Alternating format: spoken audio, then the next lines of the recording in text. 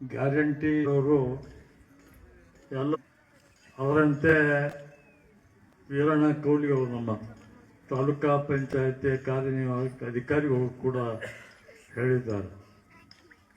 ಇವತ್ತು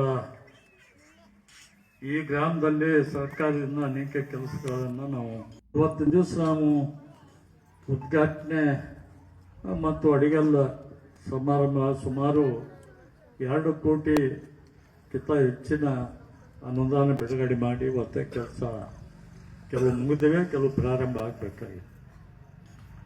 ಮತ್ತು ಹೋದ್ಸಲ ಒಂದು ಉದ್ಘಾಟನೆ ಮಾಡಿದ್ದೀವಿ,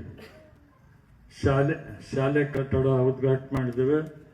ಅದು ಸುಮಾರು 1,57,00,000 ಖರ್ಚಿನಿಂದ ನಿರ್ಮಿತವಾದಂಥ ಶಾಲೆ ಪಕ್ಕದಲ್ಲಿ ಇದೆ, ಅದು ಕೂಡ ಮಾಡಿದ್ದೇವೆ.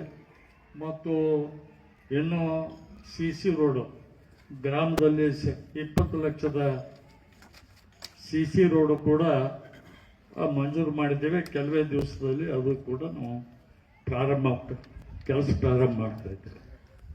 ಒಟ್ಟಾರೆ ಸರ್ಕಾರಗಳು ಜನರ ಹಿತದಿಂದ ಕೆಲಸ ಮಾಡಬೇಕು ಅನ್ನೋದು ನಮ್ಮೆಲ್ಲರೂ ಇಚ್ಛೆ ಆಗಿದೆ. ಅದೇ ರೀತಿ ನಮ್ಮ ಸರ್ಕಾರ ಕೊಟ್ಟ ಮಾತಿನಂತೆ ಯಾರಾದರೂ ನಡೆದರೆ ಇವತ್ತಿನ ಕರ್ನಾಟಕ ಸರ್ಕಾರದ ಮುಖ್ಯಮಂತ್ರಿಗಳಾದಂಥ ಸಿದ್ದರಾಮಯ್ಯನವರು ಅಂತ ಹೇಳಿ ಬಹಳ ಅಭಿಮಾನದಿಂದ ಹೇಳ್ಬೇಕಾಗ್ತದೆ. ಆರ್ಥಿಕ ಸಂಕಷ್ಟದಲ್ಲಿ ಇದ್ರೂ ಕೂಡ ಯಾವುದನ್ನ ಕೊಟ್ಟ ಮಾತನ್ನು ಯಾವುದೇ ರೀತಿಯಿಂದ ತಪ್ಪಿಸಿಲ್ಲ. ಗ್ಯಾರಂಟಿ ಯೋಜನೆಯಲ್ಲಿ ಅವರು ಏನು ಭರವಸೆ ಕೊಟ್ಟಿದ್ರು ಅವು ಎಲ್ಲವನ್ನು ಈಡೇರಿಸುವ ಕೆಲಸ ಮಾಡಿದ್ದಾರೆ. ಅದರ ಜೊತೆಗೆ ಪ್ರಗತಿ ಕೂಡ ಯಾವುದು ಕೊಟ್ಟಿದ್ದಾಗಿಲ್ಲ.